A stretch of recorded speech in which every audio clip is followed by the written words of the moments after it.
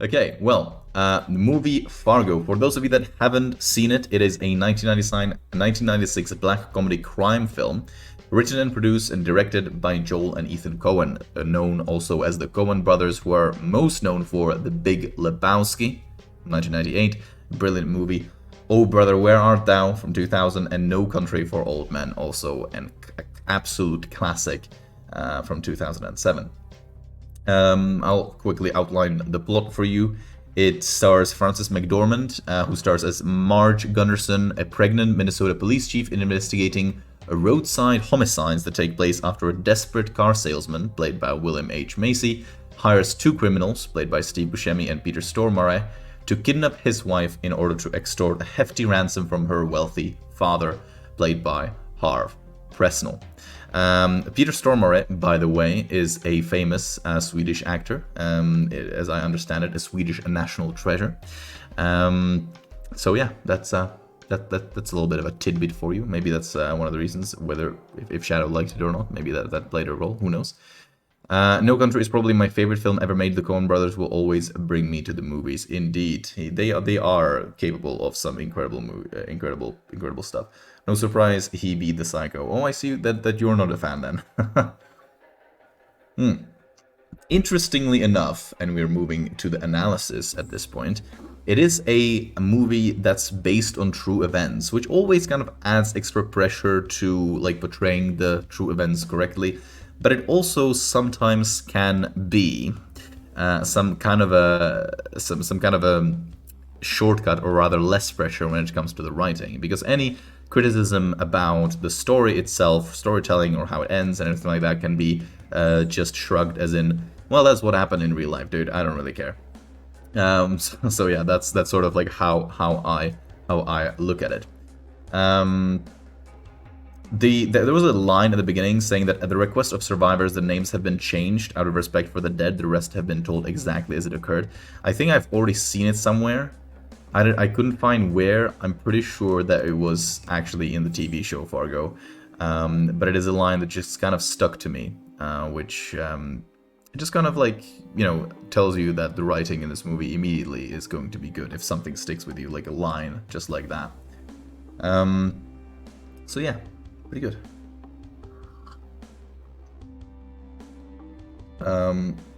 It's not, they're just joking. Oh, the true story it's not a true story? They just use the line in the TV show as well? Wait, it's not a true story? What? I didn't even think of researching that. I didn't like that didn't come up in the research. Is it really not about it? What?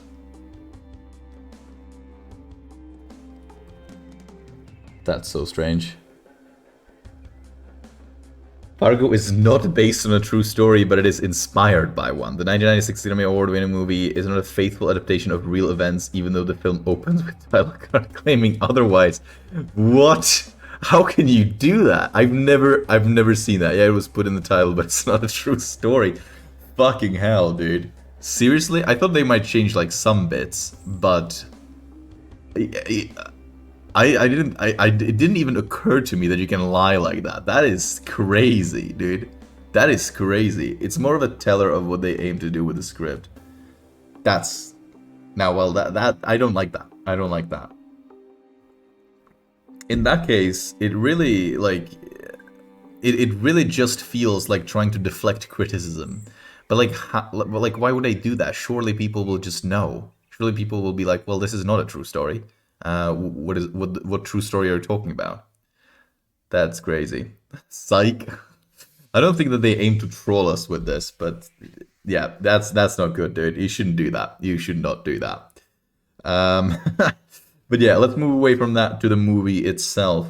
Straight away, the stuff that I noticed was the music and the visuals.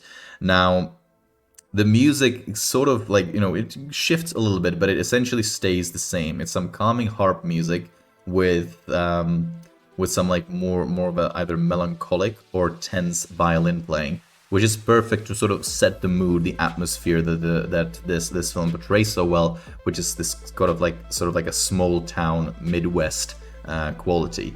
all the characters and the atmosphere and everything like that, it's sort of like both in the middle of nowhere, and this is kind of the visuals that I'm talking about. It's like, you know, some like dark bits on a completely white background that the logo of the film, for example, also copies you know, very well. But it also, like, it isn't in the middle of nowhere, but it also has this kind of quality about just a small townness, you know, the way people talk, the way people walk, all that thing. Feels very like real, but also like very original in terms of how well they captured it. We'll talk about that a little bit more. They're trying to depict just the mundane American life, so by saying it's a true story, it kind of proves that it's bizarre enough to almost pass as it. I don't know. I don't know if I agree with that assessment. I think that I don't know. Maybe, I guess, but that wouldn't work very well, because I'm pretty sure that, I mean, they fooled you. Well, they fooled me with saying that it's a true story when it wasn't. And rather than saying they fooled me, I would say that they lied to me. Using a lie that I'd never ever seen used before. So yeah. Also, it's dark noir, what you expect. I didn't expect to be lied to by saying that it's a true story. But let's move away from that. I think we've discussed that. We've discussed that enough. The setup to the events that happen in the movie, to the story itself, is amazing. We're straight up shown, we're straight up like shown this main character, or rather anti-hero, that we follow around, Peter Lundgren, that goes into a bar in Fargo, North Dakota, and talks to these two hitmen, Geir and Carl, played by Peter Stormare and Steve Buscemi. And we see that he's this small town, kind of like an awkward, not really sure of himself guy that is sort of like carefully trying to tell them that he wants them to kidnap his wife. And he wants that because he will get money from, or they will both get money from the rich father of his wife, Jean, in ransom. That's sort of his plan, how to get away with some debts that he incurred, or rather embezzlement that he caused in his work as an executive car salesman. But the story sort of like gets away, you know, with lots of plot twists, shit happens. But the setup itself is amazing, because what the movie does very well is subtlety. It's subtle, gradual. I mean, it's kind of weird to say, especially if you've seen the movie, because stuff gets like fucking crazy. People in wood chippers and all that. And, you know, I talk about subtlety. What I mean by subtlety, though, is how the different scenes sort of progress. There's no like crazy action, and even though stuff gets out of hand, it happens so gradually that it makes sense. You know, like sometimes you can stop and like look back and look back at the scene that just occurred and think like, well, this is fucking insane. But following the movie throughout, it gets you there in very, very, very kind of like a smooth transition, which is not very easy to achieve, but the movie did achieve it. Sorry.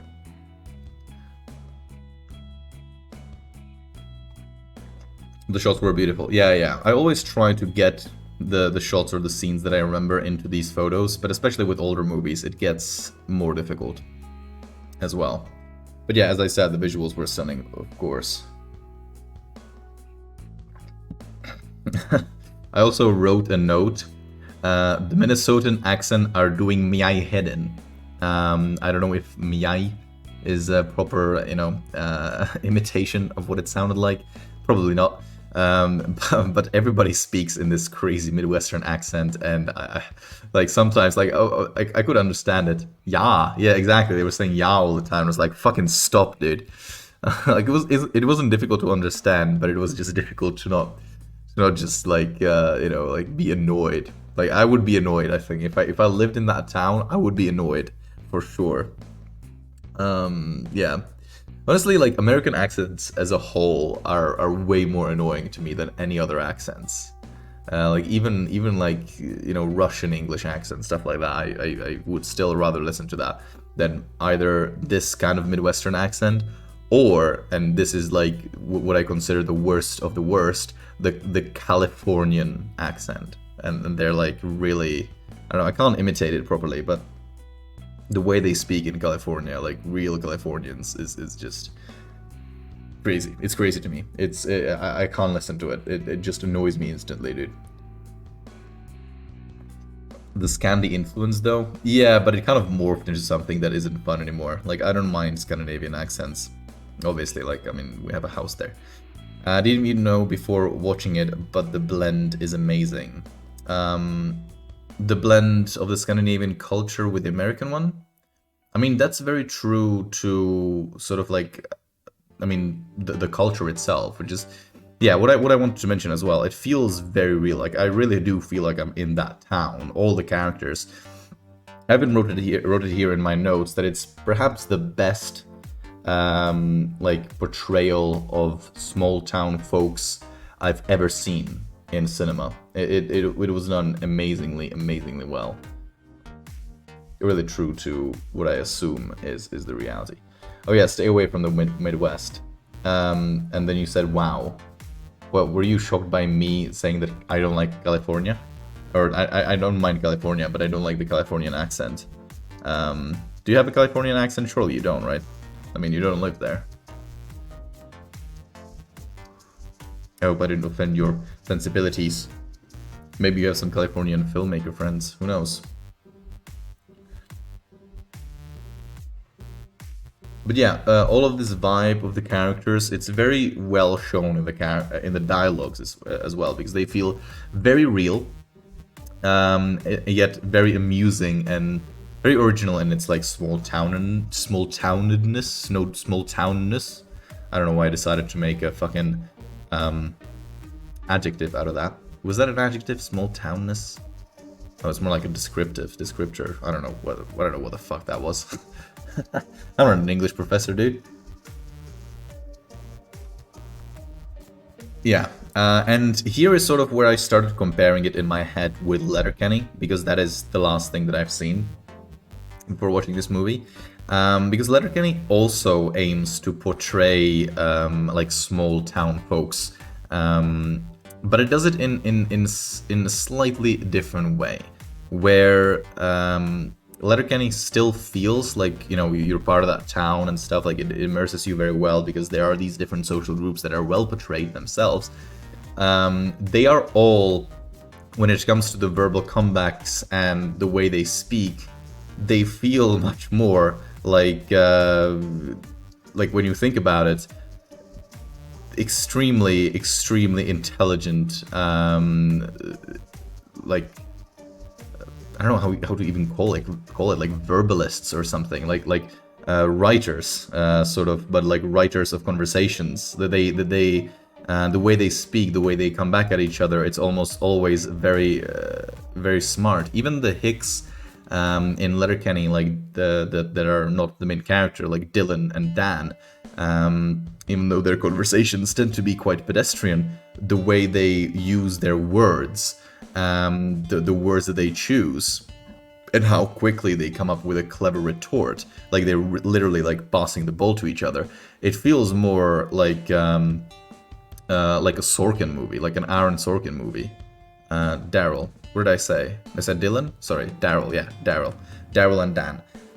So yeah, the way they have dialogue there, it feels like an Aaron Sorkin movie, or TV show rather. Sorry.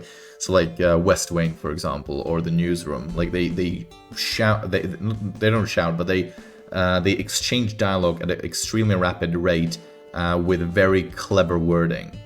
And in Letterkenny, it works because it's sort of based around that, but it doesn't feel as natural and as real as it does in Fargo. Because Fargo, rather than going for some kind of like humorous dialogue, it goes for dialogue of real people.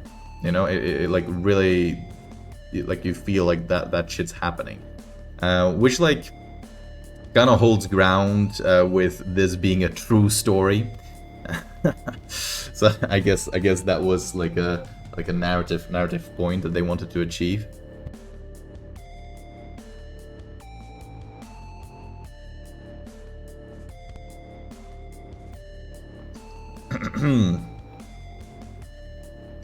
And yeah, as I said, everything sort of starts unraveling in a very natural and methodical, yet very gripping way.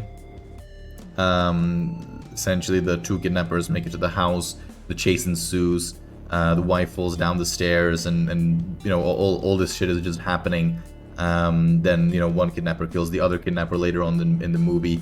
But it sort of gets there in like reasonable steps that's, you know, smooth, that are smooth and it's easy to follow.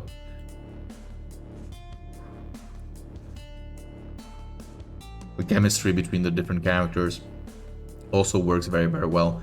When it comes to especially like the two bad guys, Gare, I don't know how to say his name. I don't think he was named in the show. It's spelled Gaer, Gaer. So Gare and Carl, the sort of chemistry between them works very well. Steve Buscemi playing, of course, Carl, who is very talkative and sort of funny guy, who even like is described as funny looking. And to be fair, he kind of is.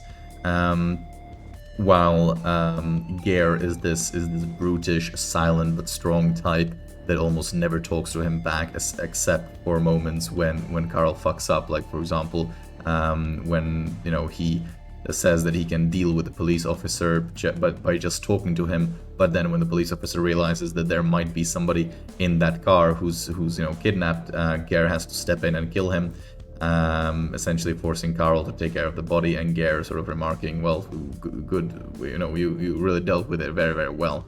And then, of course, Gare having to chase down some witnesses as well. It's you know, it works very well. It keeps you engaged, and when characters keep you engaged themselves, and it's not only about the action, it shows great writing and great promise, of course. I hadn't read that much about the movie before and got quite shocked by the kidnapping attempt. I didn't realize there was going to be a comic tone to it. Yeah, I mean, well, it wasn't that funny, but yeah, I mean, it is described as a dark comedy, I suppose. But I don't know. I didn't find it that funny though. Spud, for example, Spud. Like, I didn't actually laugh that much during the movie. I felt like it was amusing. Like, I felt amused and entertained and everything. But I don't know. Like, I'm thinking whether I found some bits funny. Like, what did you find funny, for example?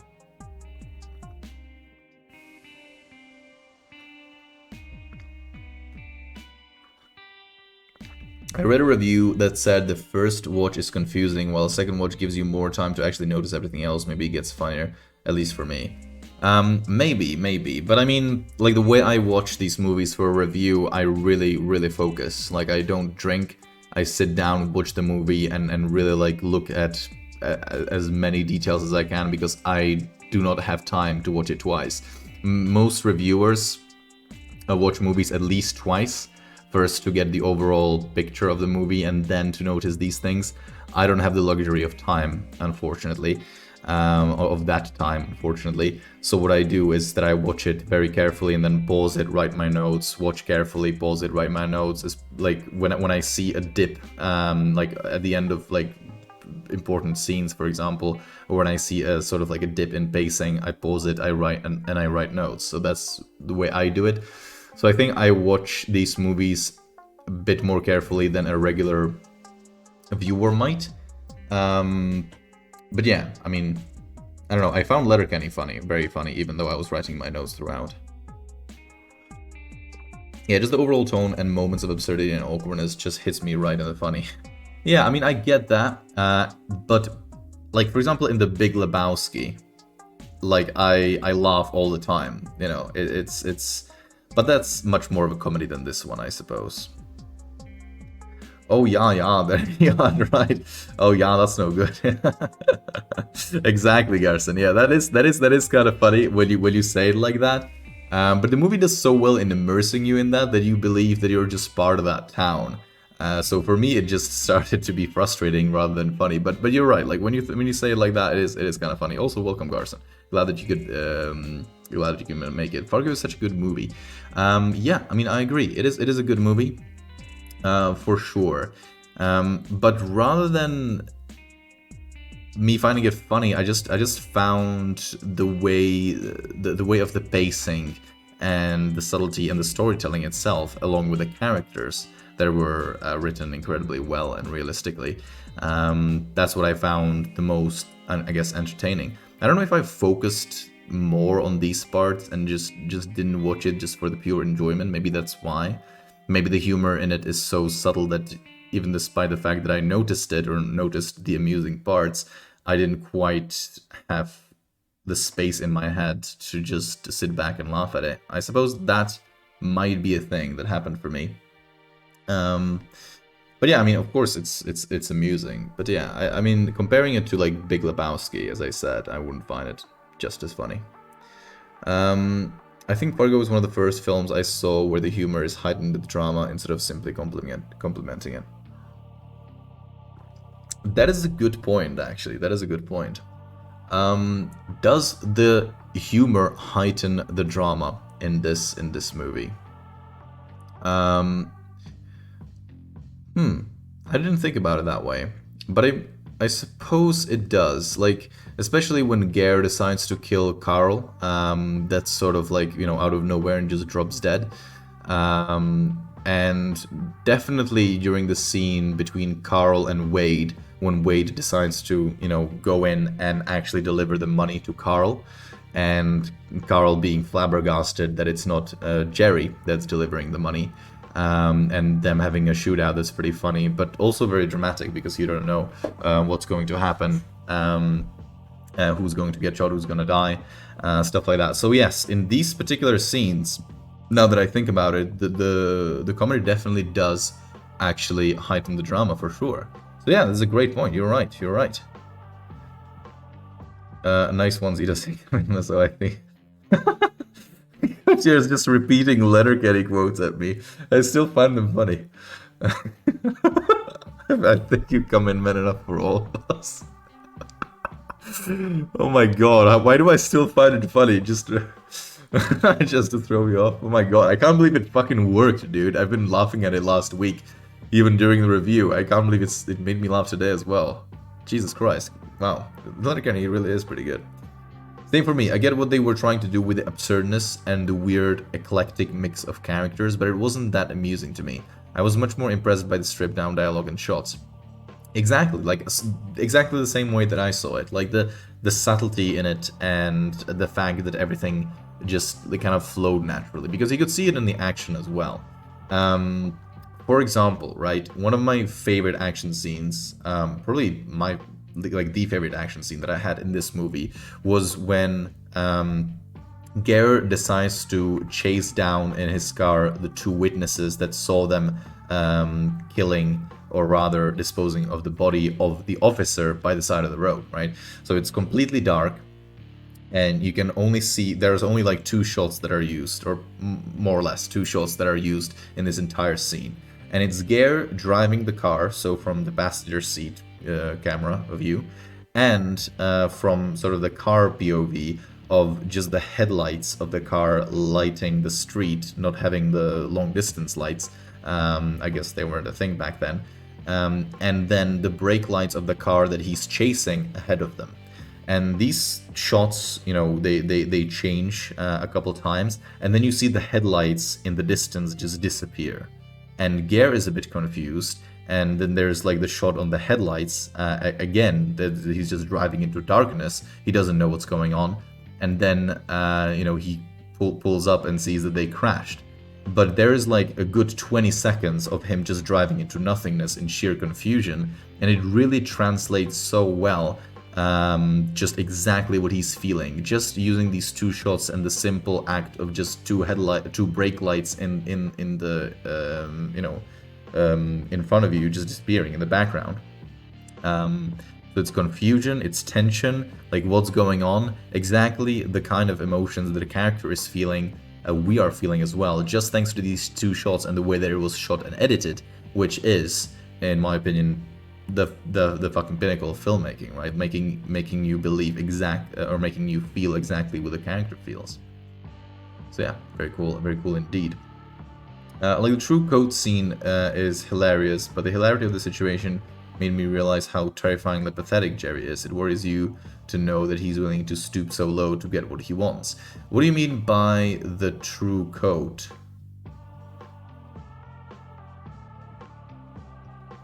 The true code scene.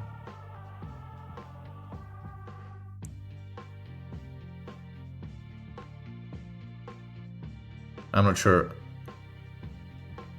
I'm not sure what you mean, but I agree with your assessment. Like the code on cars. What?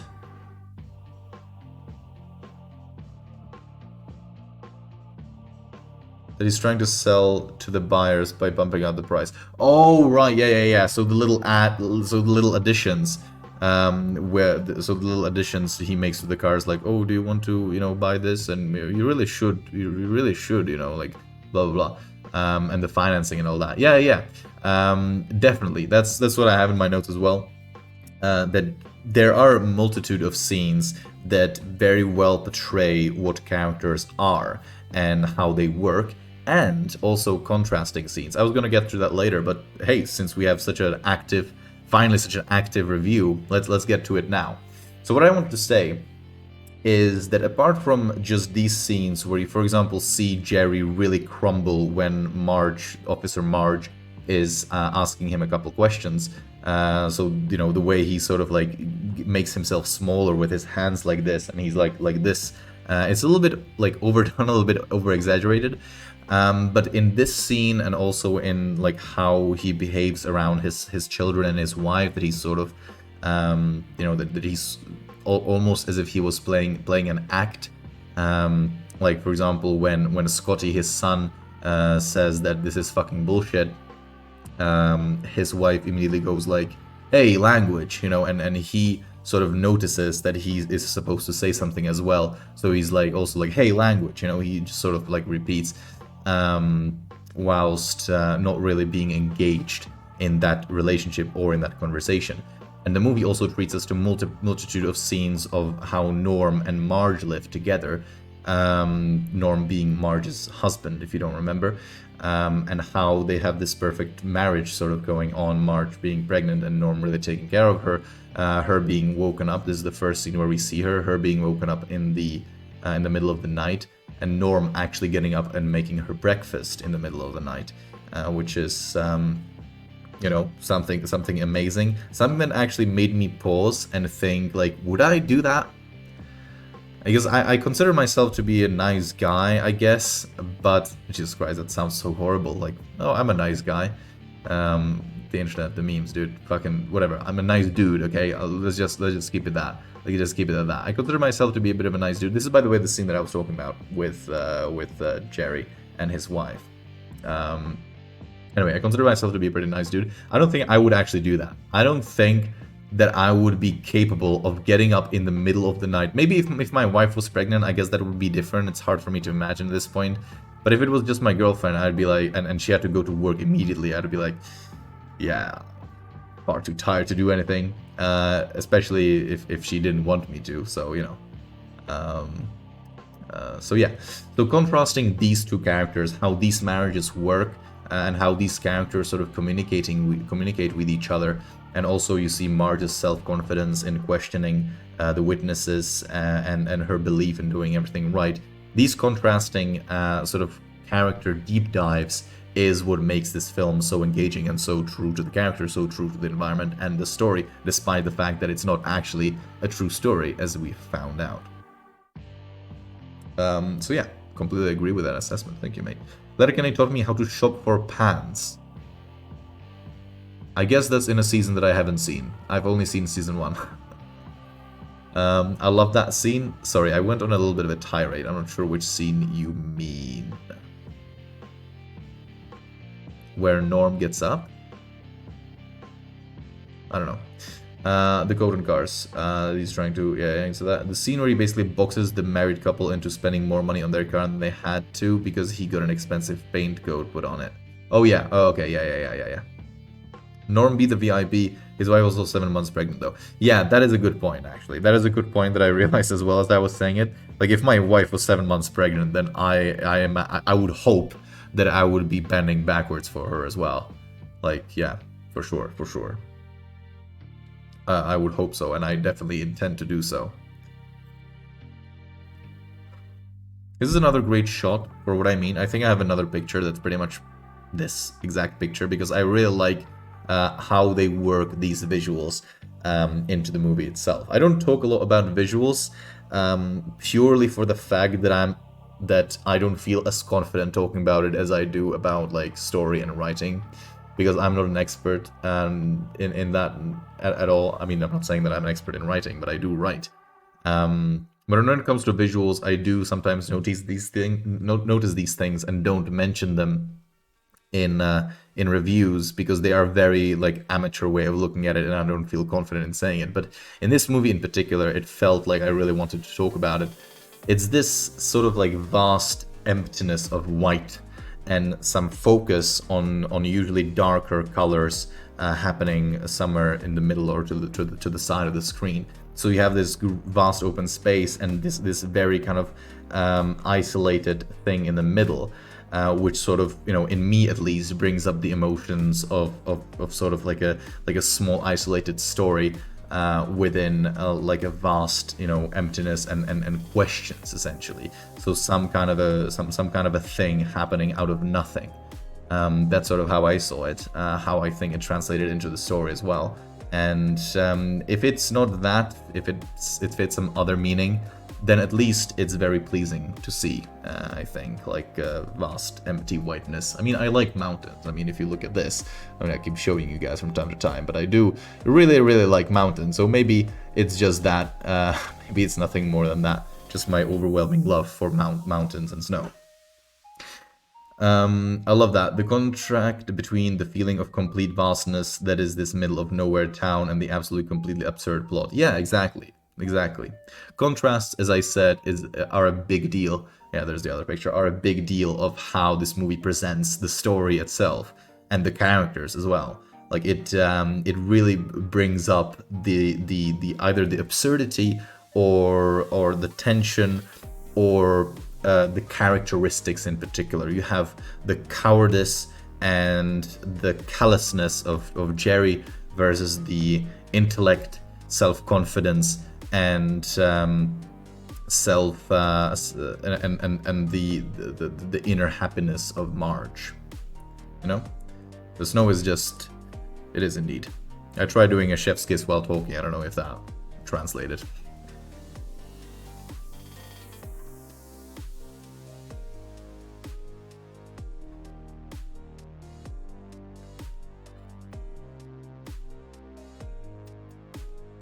And yeah, talking about Marge and her self-confidence, honestly, the way that she like investigates these deaths while sort of like leaning down slowly because she's pregnant, but mainly just her like looking at these things in a very matter-of-fact in her small townish ways and Minnesotan accent, talking about you know, what probably happened and stuff.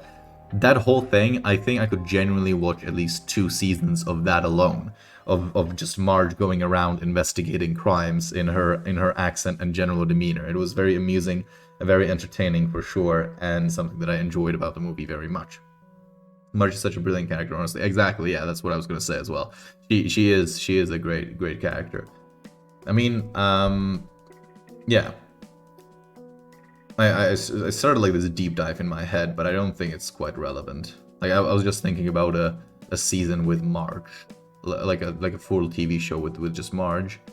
I mean, yeah, she's a great character, but I personally like more like darkness behind my characters. That's why I like Breaking Bad and Better Call Saul as much.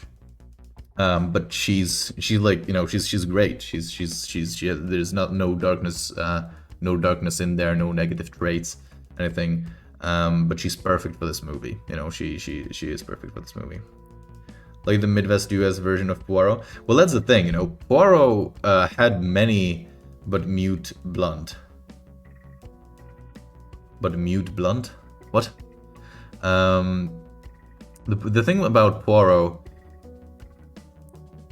Not mute. Okay. Well, who is mute? Poirot is not mute. I don't know what you're talking about. The thing with Poirot is he has very many negative traits that are sort of passed around with, like, some of them are passed off with humor. Like, for example, his like obsessive need for cleanliness and order in absolutely everything, including his French toast in the morning. Or not French toast, he fucking eats little tidbits with like a tiny bit of jam and eggs that are exactly the same size. And like his love for symmetry and stuff like that. But it's also his overwhelming arrogance, his like incredible self-importance, and insane moral compass that he constantly judges people. So he has many like negative characters to him as well, you know.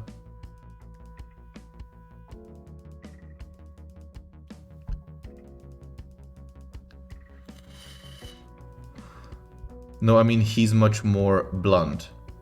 Oh, she is much more blunt. Oh, okay. Don't worry, my brain is toast as well. And I believe that it's like around midnight at your place, so absolutely understand. My brain is toast every day.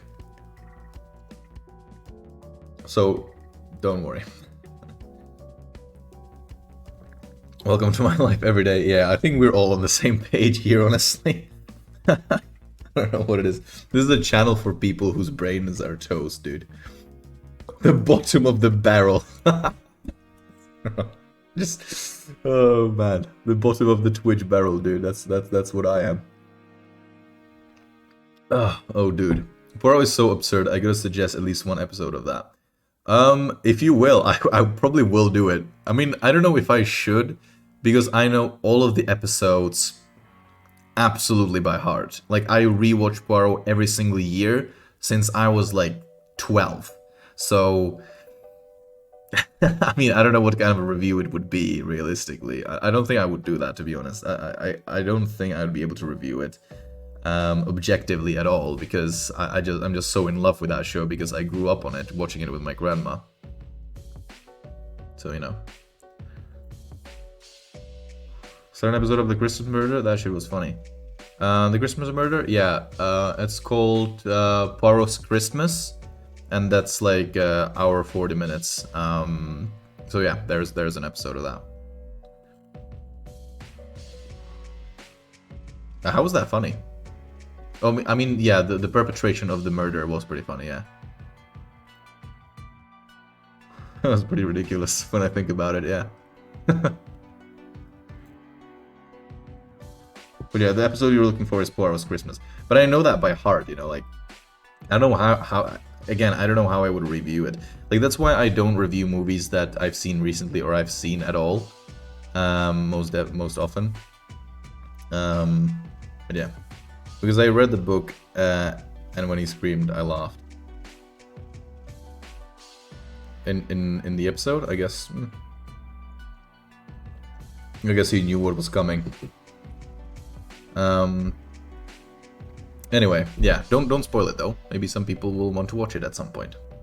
And this is not, and it is not the movie we're currently discussing, you know.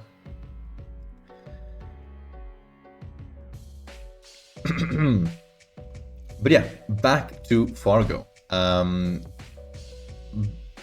Even like aside from all the contrast, there is a lot of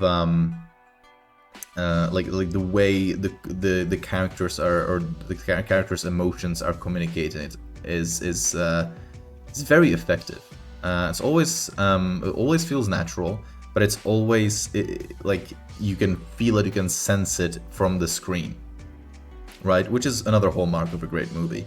Whether it's Marge's uncomfortableness when talking to Mike, if you remember, her former friend from high school, or Jerry's absolute stress and tension when he's being questioned by the police. All of these things, you just have that emotion jumping up at you whilst not being over exaggerated, which is very well done as well. God, I gotta say that out of characters I've seen, nobody embodies pathetic as good as this man. Like, I'm a little bit surprised by how good it was done. Yeah, it was done very well, but I'm not sure if it was like the most pathetic that I've seen in cinema. Yeah, I've definitely seen some more pathetic actors. But yeah, this one is pretty fucking pathetic.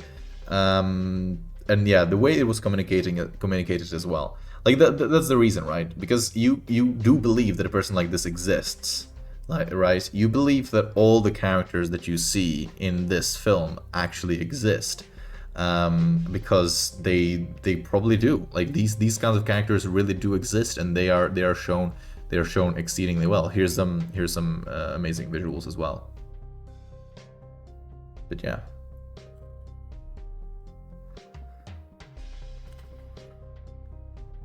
There were some things that I didn't understand why the movie included them, or what was the point to them.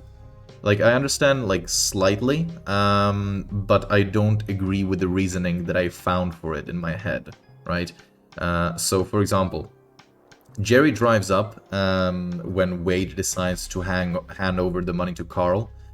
Jerry drives up and discovers Wade's body. And the only thing we see after that is him popping the trunk, and that's the end of that scene. We never see what he does to Wade, where he hides his body, anything of that sort at all. That is never sort of closed. I don't know why. But I also don't know why he would actually take that body. Like, that, to me, has no reason. Like, his character has no reason to do that. Because, like, if he dies, then that's just sort of supporting Jerry's story. So I don't know why he would hide the body. Why would that be included? And more importantly, perhaps, why wasn't it not resolved? You know, because he didn't want to involve the police. Yeah, that's something that occurred to me as well. But I mean, he knew that the police was already involved. He knew at that point that they were investigating a triple homicide, and they connected it to the kidnapping. I'm not actually sure whether they connected it to whether he knew they connected it to the kidnapping, but he knew the police was around. Because the father's assistant knew about it, about the calls. Right, so you think that he would do it just to, like, stall the assistant, just so the assistant would not call the police? Maybe, I guess so. They hadn't by that point, or he thought he was kind of off the hook. I don't think he thought he was off the hook at all, and they definitely did connect it by then. I just don't know whether he knew about it, or whether whether his character knew about it at that point. But yeah, like, why was it not resolved then? Like, what happened to the body then? I don't know. I'm not so sure. I don't think that was properly explained in the movie, in my opinion. The other thing was the introduction and the entire character of Mike. Mike is a former high school friend of Marge, and when Marge is investigating the murder, she gets to Twin Cities and meets up with him to catch up. And Mike essentially very awkwardly tries to flirt with her, and it's a very awkward, uncomfortable situation, which was brilliantly written once again and brilliantly acted and executed. You really do feel the awkwardness and uncomfortableness of that situation.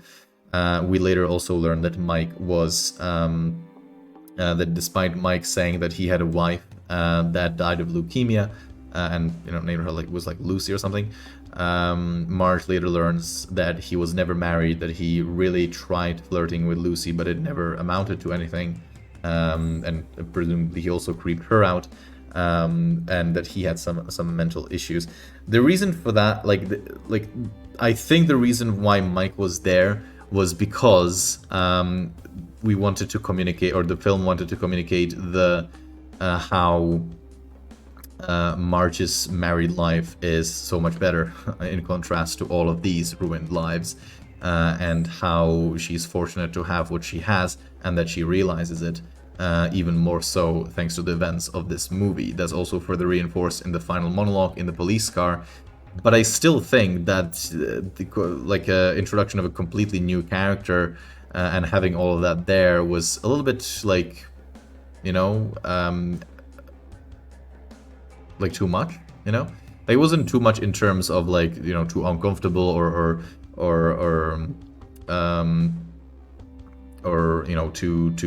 too strong or something. It felt like it was like extra, Like, it didn't need to be there at all. And, you know, the sort of philosophy that I have about movies is that everything needs to have a purpose.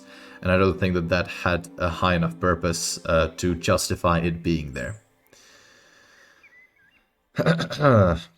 Isn't that very telling of his character, though? It all escalates so fast, he was just expecting a no-mess fast show, and then it all spiraled.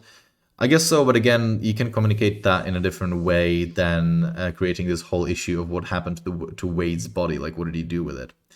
No, that scene was where Marge... It's not Marge, it's Marge, right? Yeah, I think it's Marge. Realizes that not everyone can be trusted and aren't always honest, and that's what led her to questioning Jerry a second time. Oh. Interesting. That didn't occur to me. See how better it is when people watch the movie and we actually have these discussions? Holy shit, you're right. Like, so this is what I'm saying. Like, so many more interesting plot points and points that I didn't think of just come out on the surface. That's amazing, dude. That's exactly what I like. But you're right. You're right. It does work that way. And I didn't catch up. I didn't caught on to that. I didn't caught on to that. So yeah, well done, Shadow. Hell yeah. Thank you again for watching it on your shitty Kyrgyz internet. That's amazing. So yeah, you're right. It does work in that sense that her sort of having that encounter whilst being uncomfortable and very well made. Also learning and having that. Oh yeah, actually yeah, because she was listening to that phone call with her friend saying that, you know, this guy was never married, he just lied to you. She had this like very deep realization, and I just interpreted it as her being kind of weirded out even more by the whole situation. But no, that was actually her realizing, like, wait a minute, maybe, you know, like, maybe him lying to me sort of, you know, sort of open up this doorway in her mind that, hey, this guy was fucking weird as well, like this Jerry guy. I should probably question him some more. You're right. That completely makes sense. And that's not even on the movie that they didn't communicate it clearly. I just didn't notice it. Again, it's a very subtle movie, so you will miss stuff. I missed stuff as well, even though I'm literally like looking at the movie, like really like staring at it and writing down my notes and stuff. You know, like, hey, yeah, shit. This is why we do these reviews live, dude. Yeah, because she was trusting of him the first time, and then she went back to the car dealer. Yeah, followed by that funny scene when he fled the interview. Oh yeah, that was pretty funny actually. Yeah, that I did find that amusing as well.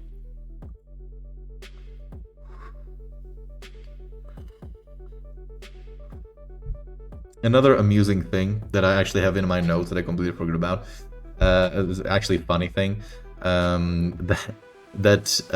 when Marge first questions the first witnesses, which I assume I'm not actually sure if they're prostitutes, but they are the girls that slept with Gare and Carl in the bar, where you know, they only managed to give a description of a funny looking guy to Marge, and then another separate person towards the end of the movie also gave the description for Carl as a funny looking guy. The funny thing was that funny looking guy actually ended up to be the most solid description in the entire movie, the most solid description of a suspect, which in itself was funny as well. So yeah, it definitely has a lot of funny bits. This movie for sure. Yeah, I love that. Yeah. But I think for all the talks of subtleties and how the plot spirals out of control, I think all of that is best shown in the entire movie. And all of that sort of culminates in how Jean's death is treated, right? So this entire plot, this entire movie is about Jerry wanting these two dudes to kidnap his wife for the ransom. The whole idea. And we have this whole scene where she tries to, you know, like one of the most tense scenes in the movie, where she tries to run away from her kidnappers, tricks them, hides. They catch up to her, she falls down the stairs and everything, and they get her. They try to transport her out. They need to kill a police officer that notices that there's somebody in the back seat whimpering. So they kill him. Somebody sees that, so they have to run them down and kill them as well. So all that shit happens because of Jean, because of the kidnapping of Jean, right? And then towards the end of the movie, Carl runs in with the money after a bunch of other shit happens, and she looks at Jean, and Jean isn't even shown in the shot, right? There's only like her legs and blood spatter on the wall. And he just looks around like, what happened to her? And Gare's like, oh, she was screaming too much. And that's the end. That's the end of the conversation. Carl then starts talking about something else. That's it. That's all the movie does to tell us that this principal character that put the entire plot into motion is dead. Just in the most nonchalant, by the way, kind of way possible. And that, I think, is just the cherry on top when it comes to the incredible subtlety and the incredible fucked upness, the subtle fucked upness of the movie, how it's so well executed, and how audience, I think, generally just accepts the fact just that Jean is dead just like that, because so much stuff happened in such a subtle, gradual movement that this can be done this way, you know. Like, I didn't consider this bad in any way. Like, it was brilliantly executed. That Jean, the major plot point, is just like, oh, she's dead. Oh, okay. It's done. So yeah, the nonchalant way perfectly encapsulated how these events and the entire story gradually moves up, and how subtly the movie can treat things that are no longer important in the exact moment where something is happening. So that was pretty good. It was so absurd and weird when he stood there laughing and she was trying to escape. Yeah. That was, yeah, I guess so. I don't know. I didn't feel that scene that strongly. But yeah, it was just like, I don't know. I just saw it as regular cruelty. I think my all-time favorite scene was when he got shot in the face and he was so done with all the bullshit. Oh yeah, that was amazing. That was during his shootout with Wade that we discussed earlier, and you know, we discussed it in connection with Garson's great great assessment that it indeed was the humor that really supported and complemented or not complemented, but rather enhanced the drama of the action itself. Man, I really like this review. I'm really loving this review. Like, I think I'm gonna put this up on YouTube just purely for the fact that, like, the best takes that happened today were from the chat. Because finally we have some active reviewing, dude. If you're watching this on YouTube, fucking get on here and make this review even better, dude. It's awesome. That's what I'm saying. Like, if we have active chat that is actually interested in the movie, which, by the way, is I'm not telling you guys like you need to watch the movies as much as I do and stuff.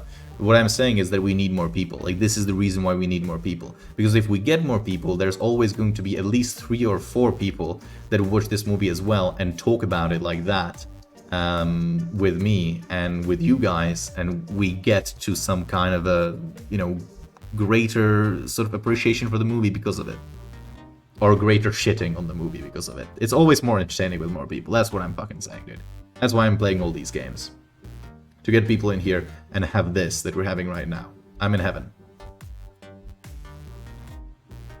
So thank you, Shadow. Thank you, Garson.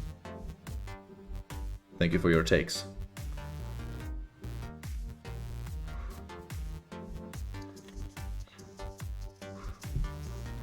But yeah, you have March sort of being triumphant towards the end as well. In yet another scene where you feel the tension because, you know, she's pregnant, she's moving a little bit slower, she's supposed to wait for some backup, but she goes in anyway, and then we see Gare putting these bodies into the wood chipper, and I was really genuinely afraid for Marge, but she had him at gunpoint, and I believe that, listen, she's gonna be fine, she's gonna be fine. I actually had to calm myself down because I got really invested in her character, and yet again, the action was nothing over the top, it just felt natural, and it was very funny that Gare just started running. She just shot him, and it's like, yeah, well, that's done. And she missed him a couple times before as well, so that was pretty cool. That was pretty cool as well. Okay, so Akil is jumping into Sea of Thieves and I'm joining him. I'll have your stream running in the back. Okay, Gautier. Actually, yeah, no matter. I'll join you guys later and we can play. Maybe we could get a Brigantine and do something together in that case. Sadly, I was not impressed by Stormare. He gave me the same vibe as McConaughey intruded. Excuse me? McConaughey in True Detective was amazing. Stormare played a strong silent type character. He like his character didn't really have a strong purpose in this movie. So like, I don't know. I don't know if you can be impressed by him here, because I mean he plays the same kind of character that many people have played before. It's nothing really too special. But he provides an important contrast with Carl. But Matthew McConaughey in True Detective was fucking amazing, okay? It definitely was. Join us when you can, no rush? Okay, thanks, mate. That's my field, man. Yeah, I'm not taking it away from you, but I'm very passionate. True Detective is one of the best... The season 1 is one of the best TV shows ever made, in my opinion. And Matthew McConaughey's character, Rust, is a big part of that.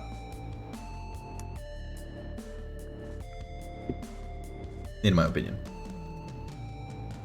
But yeah, there's a very nice ending with March and Norm being happy in bed together, providing the perfect antithesis to the relentless chase for money, the broken lives and broken marriages for Carl and Gare, and most importantly Jerry. They were always the antithesis, but towards the end they are the antithesis of their own, of the whole story.